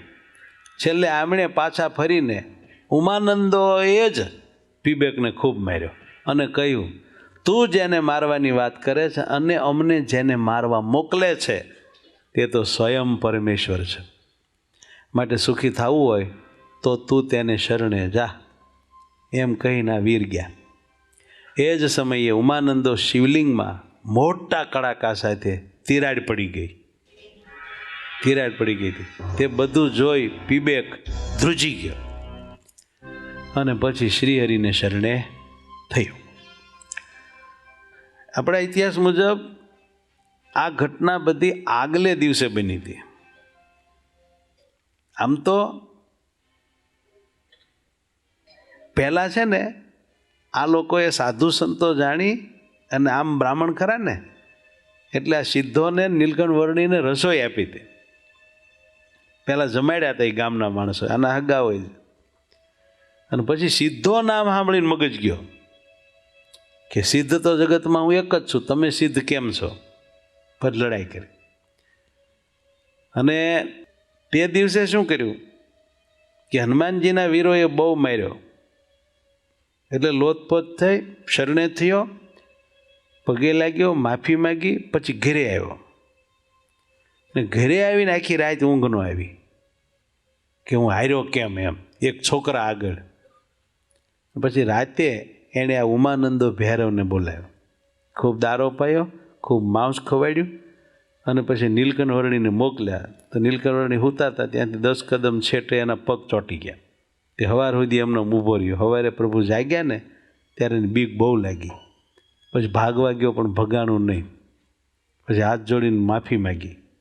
પછી પ્રભુએ જવા દીધો, પણ એ એવું બોલ્યો કે હું એને જાનથી મારી નાખીશ પીબેકને. ત્યારે નીલકંઠ વર્ણીએ એવું કહ્યું કે અમે કાલે એનું અન્ન ખાધું છે તો એને મારીશ નહીં. એટલે એ વાત એણે ઉમાનંદોએ આવીને, એટલે કે વીર ભૈરવે આને કીધી કે તને ઠાર મારી નાખવાનો હતો, પણ એ જેને કાલે ઝઘડો કર્યો એ બ્રહ્મચારીએ ના પાડી છે એટલે જીવતો છોડું. પછી રિયલી શરણે પછી થયો. સમજાણું? પીબેક શ્રીહરિને શરણે થયો. હરિલીલામૃતમાં એવું લખ્યું છે, તેનું નામ પ્રસિદ્ધ પીબેક, જેણે જીતેલા સિદ્ધ અનેક, તેને શ્રીહરિએ જીતી લીધો, પછી શિષ્ય પોતા તણો કીધો. આ રીતે સ્વામિનારાયણ ભગવાને વન વિચરણ દરમિયાન તાંત્રિક પીબેકને પોતાનો શિષ્ય કર્યો. પછી તે પુનઃ વૈષ્ણવ ધર્મ પાળતો થયો. પુનઃ આમ તો મૂળ રાજસ્થાનના બાસાવાડા ગામનો બ્રાહ્મણ, ફરીવાર પછી વૈષ્ણવ થયો તાંત્રિક વિદ્યામાંથી. વર્ણિરાજ પ્રભુએ તે વખતે ઉનાવાના જીવા રાવળ વગેરે ત્રણેય મુક્તોને ઓળખ્યા. આ ત્રણેય ગુજરાતી ત્યાં હતા ને વિદ્યા શીખવા આવેલા, એને મહારાજ જોયા. એકબીજાની સાથે વાત થઈ, પરિચય થયો. અને એ વખતે ભગવાને એમ કહ્યું કે હે પવિત્ર કુળના બાલુડાઓ, તમો આ પીબેક રાક્ષસને છોડી દો, તમારા ઘરે જતા રહ્યો. આવું બધું શીખવા ભણવાની જરૂર નથી. હું જરૂર તમોને મળવા આવીશ ત્યાં ગુજરાતમાં, હા ઉનાવા આવું એને એ વખતે કીધું. આ રીતે પીબેકનો થયેલો પરાજય જોયો અને પ્રભુનો પ્રતાપ જોયો, તેથી તે ત્રણે શ્રીહરિને શરણે થયા. તે સમયે ત્યાં દર વર્ષે માતાજીની મૂર્તિ આગળ બકરા વગેરે બલિ ચડાવવામાં આવતી હતી. એમાં પણ છેલ્લા નોરતાના દિવસે તો માતાજીની મૂર્તિ આગળ અનેક પશુઓના બલિદાન અપાતા. શ્રીહરિએ નિજ પ્રતાપથી તે બંધ કરાવ્યું અને લોકોને કહ્યું, તમે તમારે ઘેર માટીના માતાજીની મૂર્તિ બનાવી ત્યાંની આગળ શિફેર વધેરી ભોગ ધરજો, તેથી દેવી તમારા તમામ મનોરથ પૂરા કરશે. આ હિંસા બંધ કરો. પછી તે મૂર્તિ તમારે અહીં આશ્રમમાં મૂકી જવી માટીની. અને તે માટે શ્રીહરિએ ત્યાં જ નાનું કામાક્ષી દેવીનું મંદિર તથા વિષ્ણુનું મંદિર લોકો પાસે કરાવ્યું. આ રીતે ત્યાં ધર્મની સ્થાપના કરી શ્રીહરિ આગળ ચાલ્યા. પછી શ્રીહરિના કહેવા મુજબ પીબેકની દીકરી માયાએ પણ તે સમયે લોકોને સમજાવીને બકરા કુકડા કે કબૂતરાની જગ્યાએ શ્રીફળથી પૂજન કરવાનું લોકોને આસામમાં શીખવાડ્યું. તે પ્રાંતમાં તે સમયે તેનો ખૂબ જ પ્રભાવ હતો માયાકુંવરનો. અનેક લોકો તેમના વચને સુખી થતા. ઘણી લોકચાહના હતી એવું ત્યાંના લોકો આજ પણ કહે છે. આ મંદિરની બાજુમાં જ એક શ્રીફળવાળાની દુકાન છે. અત્યારની વાત છે, શ્રીફળવાળાની દુકાન. ત્યાંના 90 વર્ષના એક અનુભવી વૃદ્ધે એમ કહ્યું કે 200 વર્ષ પહેલાં અહીં કેવળ બકરા કુકડા અને કબૂતરા જ વધેરા હતા, પરંતુ ઉત્તર હિન્દુસ્તાનનો એક બાલાજોગી આવ્યો હતો. એણે આસામી ભાષામાં કહ્યું, એનું ટ્રાન્સલેશન કર્યું. 200 વર્ષ પહેલાં અહીંયા એક ઉત્તર હિન્દુસ્તાનનો બાલાજોગી આવેલો, એ સ્વામિનારાયણ ભગવાન નીલકંઠ વર્ણી. તેણે ક્રૂર પીબેકનો પરાજય કર્યો હતો. અહીંના લોકોને શ્રીફળ વધેરવાનું શીખ્યું હતું અને આ વિષ્ણુ તથા દેવીનું મંદિર પણ એમણે બનાવરાયું હતું. નીલકંઠ વર્ણી અહીં 10-12 દિવસ રહ્યા હતા. તેમના પ્રભાવથી હજી સુધી અહીંના અનેક લોકો અહિંસા ધર્મને પાળે છે અને માંસાહાર કરતા નહીં. અહિંસા ધર્મ પ્રવર્તકાય નમઃ. ભગવાન સ્વામિનારાયણને માટે અહિંસા ધર્મ પ્રવર્તક એવું લખાણું. હજી ત્યાં માંસાહાર કરતા નથી. આ વાત ઉનાવાના અશોકભાઈ એડવોકેટે ત્યાં જઈને નજરે જોયેલી છે અને ત્યાંના અમુક ફોટા તેઓ પાડતા આવ્યા છે, જે આપણે આમાં બતાવીએ છીએ. આ અશોકભાઈ છે. તે એવું કહે છે કે વર્ણિરાજ શ્રીહરિએ સુકાવેલા ઝાડના લીલા પાંદડા કર્યા હતા તે જર્જરીભૂત વૃક્ષ હાલ પણ છે અને તેના અમુક ડાળી પાંદડા લીલા છે. જો એક ડાળી લીલી દેખાય છે. અને શ્રીહરિએ કહ્યું હતું તે મુજબ આજે પણ ત્યાં હજારોની સંખ્યામાં લોકો માટીની માતાજીની મૂર્તિ બનાવે છે, એની આગળ શિખર વધેરે છે, લોકોની શ્રદ્ધા માતાજી પૂર્ણ કરે છે. અને પછી તે માટીની મૂર્તિઓ લોકો કાલિકા આશ્રમની પાસે સ્કૂલના મેદાનમાં આવીને મૂકી જતા. પહેલાં તે વરસાદના પાણીથી પલળે તેથી ત્યાં ઘણું પ્રદૂષણ થતું, એટલે ત્યાંની સરકારે તે મૂર્તિઓ સ્વયં રીતે વિસર્જન કરવાનો લોકોને આદેશ કરેલો. પણ ત્યાંના આદિવાસી લોકો ગમે ત્યાં ઝાડ નીચે મૂકી દેતા, એટલે પ્રદૂષણને કારણે રોગચાળો ફેલાતો. તેથી અત્યારે આસામ સરકારે બ્રહ્મપુત્રા નદીના કિનારે સુંદર એક ઘાટ બનાવી આપ્યો. એનું વ્યવસ્થિત રીતે વિસર્જન થઈ શકે એવી વ્યવસ્થા કરી આપી છે. હવે ત્યાં કરે છે. અને તે સમયે જ્યાં માયાકુંવર રહેતી તે સ્થળે હાલ આશ્રમ છે. માયાકુંવરનો આશ્રમ. એક બીજો ફોટો હારો સાથે આવડો. આ માયાકુંવરનો આશ્રમ છે, હાલ છે. અને તે જે જગ્યાએ સૌને ભણાવતી તે જગ્યાએ હાલ સ્કૂલ બનાવેલી છે. આ એ સ્કૂલ છે, આસામી ભાષામાં લખેલું. અત્યારે આવી સ્થિતિ છે. પછી શ્રીહરિના કહેવાથી તે ત્રણેય જણાએ, એટલે કયા ત્રણેય? જીવા રાવળ, કરશન પટેલ અને મનહર બારોટ. એ ત્રણેય જણાએ માયાકુંવરની રજા લીધી. મહારાજે કહ્યું ને, ભાગી જાઓ, ગુજરાત ભેગા થાવ, અમે તમને ત્યાં મળવા આવશું, અહીં રહેશો નહીં. માયાની રજા લીધી ત્યારે માયાએ જીવા રાવળને કહ્યું કે જીવાભાઈ, ખરેખર જે જોગી પહેલાં અહીં આવ્યા હતા, મારા બાપને જીત્યો, એને ભગત બનાવ્યો, વૈષ્ણવ બનાવ્યો, અહિંસામય અહીંયા બધું પૂજન શરૂ કરાવ્યું, હિંસા બંધ કરી. એ કોઈ સામાન્ય નહોતા હો જીવાભાઈ. એ કોઈ મોટા ઈશ્વરી અંશી હતા. એ બાલાજોગી. મેં તમને ભાઈ માન્યા છે, માટે હું તમને ભલામણ કરું છું મારા ભાઈ, એ જોગી મળવા જેવા પુરુષ છે. માટે જો ફરીવાર તમને એ જોગી ક્યાંક મળી જાય, એનો ભેટો થાય, તો દયા કરીને મને અહીંયા આસામમાં સમાચાર આપજો. મારે એમને સેવવા છે. આવું વિવેકની દીકરીને હૃદયમાં ભગવાનને વિશે ભક્તિ ભાવનું ઝરણું ફૂટ્યું અને કહ્યું કે મારા પિતા તો સત્યનો માર્ગ ભૂલી ગયા હતા. ઈશ્વર કૃપાથી તેમને હવે સાચું સમજાયું, પાછા વૈષ્ણવ થયા. તમો પણ ત્યાં જઈને સાચી વાત તમારા માતા રળિયાદબાને કહેજો. આવી વાત એણે કરેલી. અને પછી રામાનંદ સ્વામીની ચરણરજ જીવા રાવળે પેલી માયાકુંવરને આપી કે ગુજરાતમાં એક મોટા સત્પુરુષ છે, અમારા રળિયાદબા એના શિષ્ય છે, એ સત્પુરુષની ચરણરજ અમે લાવ્યા છીએ, જ્યાં તમને આપીએ છીએ. એ રામાનંદ સ્વામીને ચરણરજ અમને આપી એટલે એને શાંતિ બહુ થઈ. એ ચરણરજ એને માથે લગાવી એટલે એને બહુ શાંતિ થઈ, એક અનુભૂતિ થઈ કંઈક. એટલે અમને વિશેષ કંઈક એ માયાકુંવરને ખેંચાણ થયું. પછી જતી વખતે જીવા રાવળે કહ્યું કે માયાબેન, કાંઈ દુઃખ આવે તો તમે ગુજરાતમાં આવજો. એ જોગી જતી વખતે અમને વરદાન આપતા ગયા છે કે હું તમારે ગામ આવીશ, માટે તે જરૂર આવશે. અને તમે જો ત્યાં હશો તો તમે જેને મળવા માગો છો એનો ભેટો થઈ જશે. આવું જીવા રાવળે માનેલી બેનને કીધું. પછી માયા પાસેથી જીવા રાવળ, મનહર બારોટ અને કરશન પટેલે ત્રણેય જણા નીકળી ગયા અને ગુજરાતમાં ઉનાવા ગામ પોતાને પાછા આવ્યા. રળિયાદબાને તાંત્રિક વિદ્યાની વાસ્તવિકતા કહી અને ત્યાં થયેલો વિવેક અને ઓલા બાલાજોગીનો ઝઘડો કહ્યો, બાલાજોગીના દર્શનનું વર્ણન કર્યું અને એમણે આશીર્વાદ આપ્યા હતા કે અમે તમારે ગામ આવશું, એ વાત કરી. વિવેકના પરાજયની કથા બધી કીધી તથા એમની દીકરી માયાકુંવર પાસેથી પોતે જે વિદ્યા શીખ્યા હતા તે સર્વે વાત કરી. રળિયાદબા બહુ રાજી થયા અને જ્યારે તેઓ કામરૂ દેશમાં ગયા ત્યારે સુરક્ષા માટે રળિયાતબાઈએ જીવા રાવળ તથા મનહર બારોટની કેડે તરવાર બંધાવી હતી. આ તરવારો હાલ પણ એમના વંશજો પાસે છે. આ તરવાર ઈવડી જીવા રાવળવાળી. પછી સૌ બાલોડા જોગીની વાટ જોવા લાગ્યા. કેમ જે બહુ મોટો ત્યાં પરચો જોયેલો અને વરદાન પામેલા એટલે વાટ જોવે છે કે જોગી ઉનાવા ક્યારે આવે.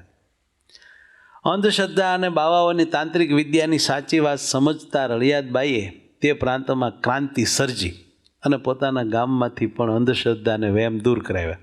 ઢોંગી બાવાઓને ઉનાવા ગામમાં પ્રવેશવાની જ મનાઈ કરાવી દીધી. એવો મનાઈ હુકમ ફરમાવતો ગાયકવાડ સરકાર પાસે હુકમ લખાયો અને અનેક લોકોને સંસ્કારી બનાવ્યા, સત્સંગમય શુદ્ધ જીવન જીવતા કર્યા. શ્રીહરિ કામાક્ષીથી ગયા બાદ સમય જતાં પીબે એક મોક્ષ ગતિને પામ્યો. હવે વધી એકલી એમની પુત્રી માયા તે લોકોને વૈષ્ણવ ધર્મ શીખવતી હતી. જ્યારે નાગર બ્રાહ્મણ જીવા રાવળ વગેરે ત્યાં ગયા ત્યારે આ માયાએ તેમને પોતાના ભાઈઓ બનાવ્યા. તે વાત આપણે સાંભળી. ઉંમર થતાં તેમને પોતાના ધર્મના ભાઈઓ યાદ આવ્યા. પહેલાં બાલોડા જોગી તો યાદ આવ્યા જ કરતા હતા, તથા એમના ભાઈઓએ કહ્યું હતું કે જોગી જરૂર ગુજરાતમાં પધારશે, એમને વરદાન આપ્યું છે. માટે તેમનો જો યોગ તમારે જોતો હોય તો તમે ગુજરાત આવજો. મનમાં વિચાર થયો કે હું ગુજરાતમાં જાઉં તો મારા ભાઈઓ મળે અને ઓલા જોગી મને મળે, જાઉં તો મારું નસીબ ગણાય. આવા વિચારો અંતરમાં એને ઘોળાવા જ લાગ્યા કે ગુજરાતમાં જાઉં તો મારું કામ થાય. પછી ગુજરાતમાં આવવાનો અતિ દ્રઢ નિશ્ચય કરી નાખ્યો કે જતું જ રહેવું છે, અહીં આસામમાં રહેવું નથી. પોતાની પદ પ્રતિષ્ઠા તથા સંપત્તિનો, શિષ્યોનો, ગામના રણીધણી હતા, મઠ આશ્રમો બધું જ ત્યાગ કરી થોડાક માણસોને સાથે લઈ આ માયાદેવી ગુજરાતમાં આવી. ખોળતી ખોળતી ખોળતી ઉનાવા ગામે પહોંચી. પરંતુ તે પહેલાં તો જીવા રાવળ અને મનોહર બારોટનું અમદાવાદ ખાતે એક અચાનક અકસ્માતમાં મોત થઈ ગયેલું. બે ભાઈ ગુજરી ગયેલા એ પહોંચી ત્યારે. પરંતુ તેઓને વાસના રહેવાને કારણે બંને અસદગતિને પામ્યા. છે ને ઉપાધિ? એની બેન ગોતતી ગોતતી આવી. શ્રીજી મહારાજ ઉનાવા ગયા ત્યારે તમે સાંભળ્યું છે જીવા રાવળનું ઘર બંધ જાણીને બાજુમાં ખડકીમાં ગયા, ત્યાં ઊંધું કોશીને રળિયાત બા સાંભળીને ખાંડતા હતા. ત્યાં જઈને પકડ્યું. જીવા રાવળનું ઘર બંધ હતું એમ આવ્યું. આ જીવા રાવળનું ઘર બંધ હતું એટલે કે ભૈયા ગયા હતા કાંઈક અકસ્માતમાં. હવે હું અકસ્માત થયો ખબર નથી. ઝઘડો બગડો થયો છે એવું લાગે છે. બે તરવારીઓ રાખતા હતા ને, તરવારીઓ ક્યારેક કામ થઈ જાય. સમય જતાં તેઓ લોકોના શરીરમાં પ્રવેશીને પરચા આપતા. લોકોના શરીરમાં પ્રવેશીને બંને પરચા આપતા. લોકોની અનેક ઈચ્છાઓ પૂર્ણ કરતા. જોયું? રળિયાતબાને એમ થયું કે હારું આ હારું નહીં, આમને આપણે વિદ્યા શીખવાડવા મોકલ્યા ને આકસ્મતા ગુજરી ગયા ને હવે પરચા દેવા માંડ્યા. હા તો ઉલમાં ઝૂલમાં પીડ્યું. એટલે રળિયાતબાઈએ ભગવાનને પ્રાર્થના બહુ કરી, સમજ્યા? તેથી શ્રીહરિએ કૃપા કરી એવો અને કાંઈક આ બધું કરતાં બંધ કર્યા ને કાંઈક સારી શાંતિ આપી, એવી સદગતિ આપી. અને ઓલા એક વધ્યા છે કરશનદાસ પટેલ. કરશનદાસ પટેલે ગુરુદેવ રામાનંદ સ્વામીની આજ્ઞાથી રળિયાતબાને પોતાની માતા તુલ્ય માન્યા. રામાનંદ સ્વામી કીધું છે કે તમારે બાને માતા તુલ્ય માનવા અને એમની સેવા કરવી. એટલે આજીવન આ કરશન પટેલે દીકરાની જેમ રળિયાતબાની સેવા કરી. કારણ કે એમના કુટુંબ બધા મરકીના રોગમાં વયા ગયા હતા. આ કરશન પટેલે રળિયાતબાને ઉનાવા આવેલ પીબેકની દીકરી માયા કુંવરની ઓળખાણ કરાવી. કરશન પટેલ એક વધ્યા હતા, એણે રળિયાતબાને ઓળખાણ કરાવી કે આની પાસે વિદ્યા ભણ્યા એ આ માયા કુંવર. તેથી બાએ તેને પોતાની પાસે રાખ્યા કે તમે મારી પાસે રહ્યો. તે સમયે ભલામયંકના આશ્રમની જેમ જ તે તેમને શાકાહારી સુંદર ભોજન રાંધીને જમાડતી. ભલામયંક પોતાના આશ્રમમાં પોતે એના ભાઈઓ માટે, ગુજરાતી માટે શાકાહારી ભોજન બનાવીને એમને જમાડતી. વિદ્યા ભણવા ગયા હતા ત્યારે. એવી જ રીતે હવે આ રળિયાતબાને જમાડે છે. સરસ. બાએ તેમને સ્વામિનારાયણ ભગવાનના મહિમાની વાતો કરી. ત્યારે માયા કહે, એ જોગીને મળવાની મારા દિલમાં ઘણા સમયથી ઝંખના છે, એક ધારી કાંઈક મેળ પડી જાય તો. અને પછી રળિયાતબાએ સ્વામિનારાયણ ભગવાનના એકવાર એને દર્શન કરાવ્યા. શ્રીહરિએ પ્રથમ તેમને બાલાજોગી રૂપે દર્શન આપ્યા હતા. તેથી આ ઈશ્વરનો અવતાર છે એવો તેને દ્રઢ નિશ્ચય થયો હતો. પછી રળિયાતબાઈએ શ્રીહરિની વિશેષ સેવા થાય એવા હેતુથી આ માયા કુંવરને પોતાની મોટી બહેન ગંગાબા જેતલપુર રહેતા હતા, તે ગંગાબાનો સંગ મળે તો આનું સારું થાય એમ સમજી એમને ત્યાં ગંગાબાની સેવામાં મોકલ્યા. માયા કુંવરને પોતાના મોટા બહેનની સેવામાં. હવે ગંગાબાનો સંગ મળ્યો, તેમને સંસારમાં અતિશય વૈરાગ થયો અને પ્રગટ ભગવાનમાં ગંગામાના સંગે કરીને પૂર્ણ ભક્તિ પ્રગટી. કારણ કે ગંગામાં તો એવા હતા જ. તેથી તેઓ પછી ગંગામાની પાસે સાંખ્યયોગી બની એમની સાથે રહેવા માંડ્યા. આમ પીબેકના દીકરી સાંખ્યયોગી થયા. એક દી મેં કહ્યું હતું. શ્રીહરિ પછી સ્વધામ પધાર્યા. પછી આચાર્ય શ્રી અયોધ્યા પ્રસાદજી મહારાજના ધર્મપત્ની સુનંદા દેવીના કહેવાથી આ માયા કુંવર પાછા ઉનાવા ગામે બહેનોના મંદિરમાં આવી પૂજારી તરીકે સત્સંગ ભજન કરતા હતા. પાછા ઉનાવા આવ્યા. આ ઉનાવાનું મંદિર કેવી રીતે થયું?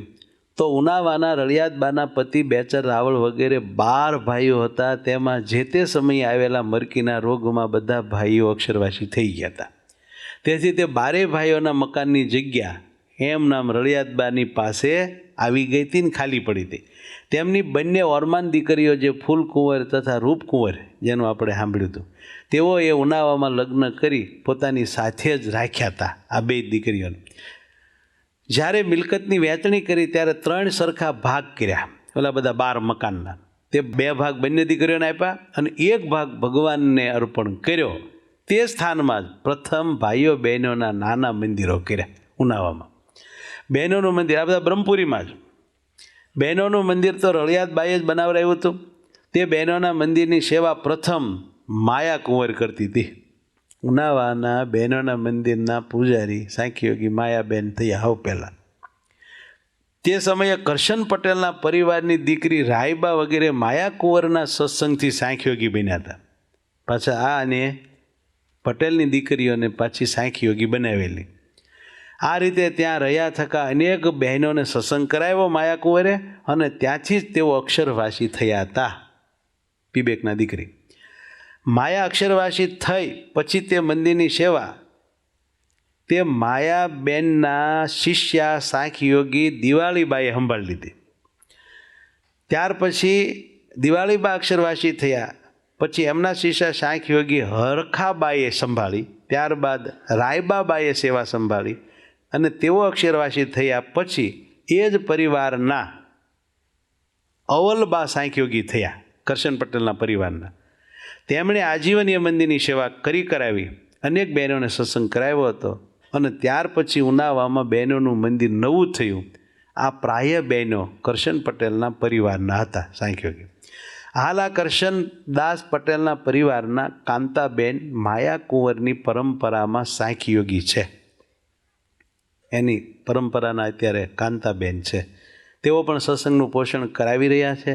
તેઓ ગામડે સત્સંગ પોષણ કરવા માટે, વિચરણ કરવા માટે જ્યારે ગયા હોય ત્યારે હાલ ઉનાવાના આ બહેનોના મંદિરની સેવા શાંતાબેન પટેલ તેમજ અશોકભાઈ એડવોકેટના ધર્મપત્ની મનોરમાબેન કરી રહ્યા છે. પરંતુ કરશન પટેલને પોતાના બંને મિત્રો જીવા રાવળ અને મનોહર બારોટમાં તથા માનેલી બેન માયા કુંવરમાં ખૂબ હેત હતો. આને પાછું કરશન પટેલને આ બધા ભેગા રહેલા ને અને માયા કુંવરની બેન માંડેલી ની પાછી અહીં આવેલા, એટલે હેત બહુ હતું પટેલને. ઘણીવાર તેમને સંભાળીને તેઓ રડી પડતા. અને ઓલા બે પાછા અસગતિને પામેલા રોવે. તેઓ મોટા સંતો કોક ઉનાવા આવે તો એમને સંભાળીને એમની પાસે રડતા. એકવાર સદગુરુ ગોપાલ સ્વામી ઉનાવા પધાર્યા. ઉપરોક્ત ત્રણેયની વાતો કરતા કરશનભાઈ યાદ કરીને ગોપાલ સ્વામીની પાસે રડી પડ્યા. સ્વામીએ કરુણાભીના હૃદયે કહ્યું કે પટેલ, તમારે તેઓની પાછળ કોઈ સત્કર્મ કરાવવું હોય તો કહો. ત્યારે તેઓ કહે હે સ્વામી, બીજી તો કોઈ ઈચ્છા નથી, પરંતુ મારે એમની સ્મૃતિમાં ડેરીઓ બનાવવાની ઈચ્છા છે. ત્યારે ગોપાલ સ્વામી કહે, ગામના પાદરમાં કૂવે પાણી ભરતી હોય તે બહેનોનાય ઝાંઝરનો કે બોલવાનો અવાજ ન સંભળાય એટલે દૂર એટલે છેટે તમારા ખેતરમાં 2 ડેરી કરો. એક ડેરી જીવા રાવળની અને મનહર બારોટની. આ બંનેની સ્મૃતિમાં ડેરી કરો. અને એક ડેરી માયાદેવીની સ્મૃતિમાં કરો એમ કીધું. એટલે આમ તો એક ડેરી આ બેની ભેગી અને બીજી ડેરી માયાદેવીની સ્મૃતિમાં કરો. ત્યારબાદ કરશન પટેલે સદગુરુ ગોપાલ સ્વામીની આજ્ઞા લઈને ગામથી પૂર્વ દિશામાં આવેલા પોતાના ખેતરમાં, એનું ખેતર હતું, મકરોડના ઝાડ નીચે 2 ડેરીઓ બનાવી. કાંજે શ્રીજી મહારાજ તે ઝાડ નીચે બેઠા હતા. આવડું આ મકરોડનું ઝાડ, આ 2 ડેરીઓ એટલે 2ની અને 2ના ફોટા છે. પ્રસાદીનું ઝાડ જાણી ત્યાં ડેરીઓ બનાવી. તેમાં એક ડેરી પોતાના મિત્ર જેવા રાવળ તથા મનહર બારોટની સાથે બનાવી છે અને બીજી ડેરી સત્સંગની મર્યાદા પાળતી માયા કુંવરની સ્મૃતિમાં બનાવી છે. આ ડેરી માયા કુંવરની. મકરોળવાળા વીરકાકા. વીરકાકા એટલે કોણ ખબર છે? જીવા રાવળ. અને આ ડેરીઓ બનાવી તે નિમિત્તે ગોપાલ સ્વામી ઉનાવા પુરુષોના સ્વામિનારાયણ મંદિરની લાલ પટ્ટાવાળી ધજા લઈ સૌ ભક્તો સાથે ત્યાં ગયા હતા. આ ડેરીની સ્થાપના વખતે તે ધજા ચડાવી. પછી સૌ સંતોએ ત્યાં ઠાકોરી જમાડ્યા હતા. એ પાછા ગોપાલ સ્વામી સ્થાપના વેળાએ ધજા ચડાવવા ગયેલા.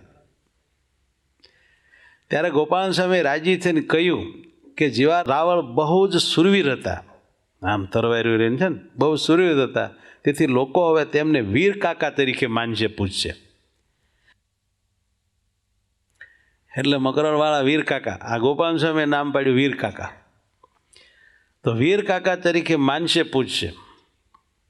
અને ભગવાન તેમાં શ્રદ્ધા રાખનારની ભાવના સિદ્ધ કરશે. તો હવે આ રીતે ગોપાલ સ્વામીના આશીર્વાદથી એમની વીર ગતિને પ્રતાપે હવે એ મહાન કોઈ દેવી પ્રભાવશાળી દેવ કે કોઈ મોટા મહાન બની ગયા. મોટા સંતની કૃપાથી શું ન થાય નક્કી નહીં, દેવ દેવીઓ એમ જ ઉત્પન્ન થાય છે. તો આ વીર કાકા મનાશે પૂજાશે એવો આશીર્વાદ કોણે આપ્યો? હવે તો થઈ ગયું કામ. અને ભગવાન તેમાં શ્રદ્ધા રાખનારની ભાવના સિદ્ધ કરશે. કોણ? ભગવાન. એમાં શ્રદ્ધા રાખનારની ભાવના ભગવાન પૂરી કરશે એવું ગોપાલ સ્વામી બોલ્યા. આ રીતે આસોવદ કાળી 14ને દિવસે આ ડેરીઓની સ્થાપના કરી, માયાદેવીનીના વીર કાકાની.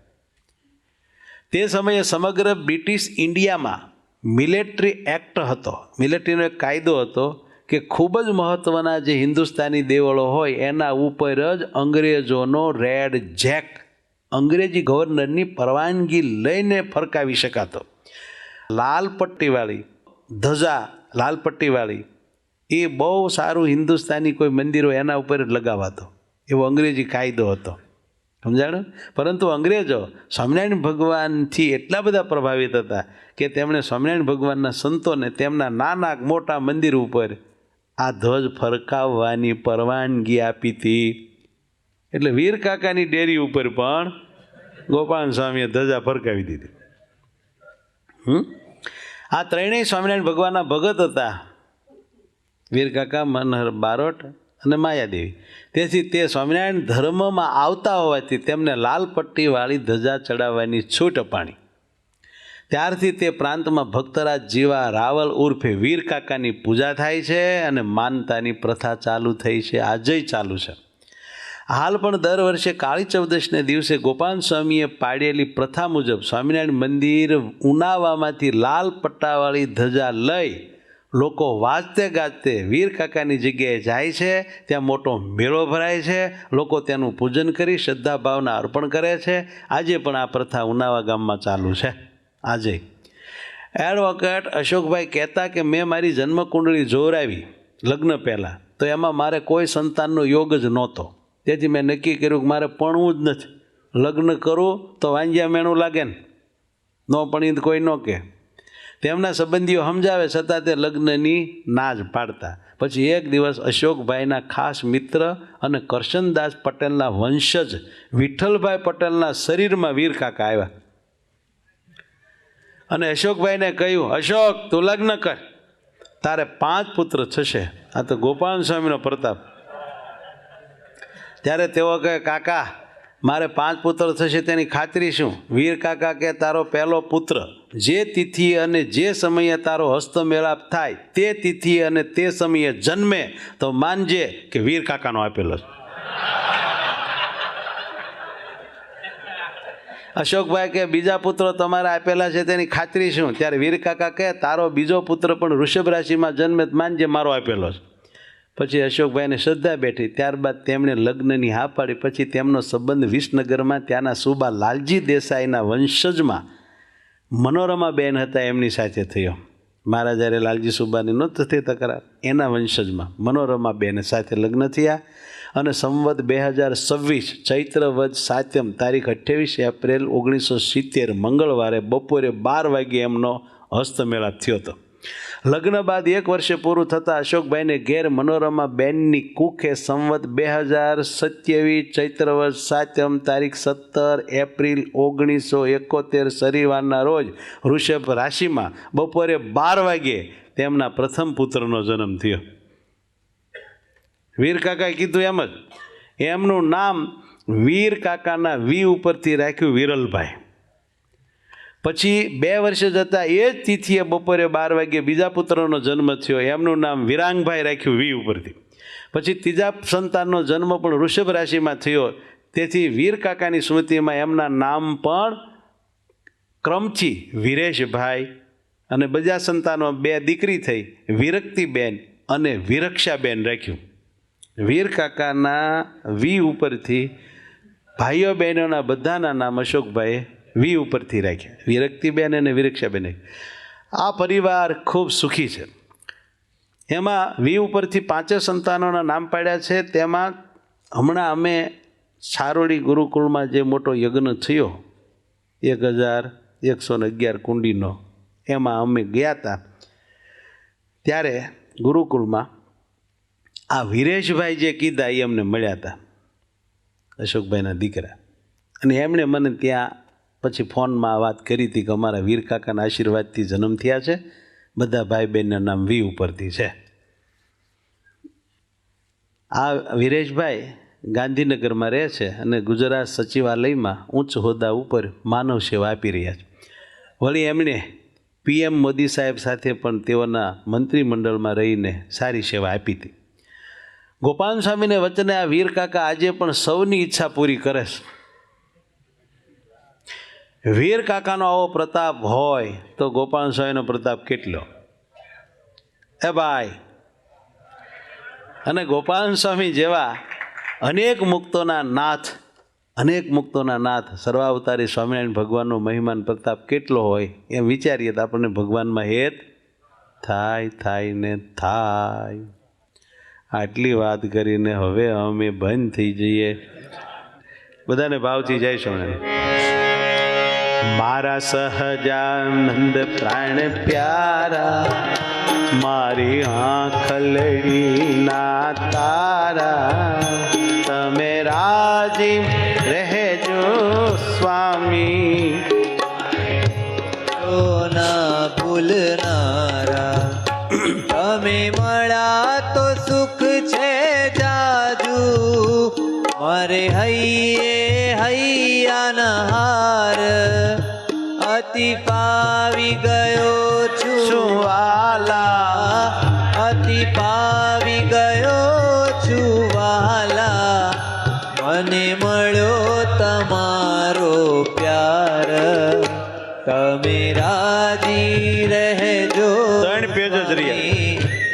મારી ભૂલો ના ભૂલનારા મને મોટા સંતો આપ્યા મહાભક્ત તણો નહીં પાર લીધા જન્મ ઘણા મેં વહાલા લીધા જન્મ ઘણા મેં વહાલા અદવાળી તમે આવાર તમે રાજી રહેજો સ્વામી મારી ભૂલો ના ભૂલનારા કહે જ્ઞાન જીવન હે પ્રાણ મારા શ્વાસ તણાધાર તમે હો તો હરિવર હું છું તમે હો તો હરિવર હું છું તમે આત્મા છો હરિ મારા તમે રાજી રહેજો સ્વામી મારી ભૂલો ના ભૂલનારા મારી ભૂલો ના भूलनारा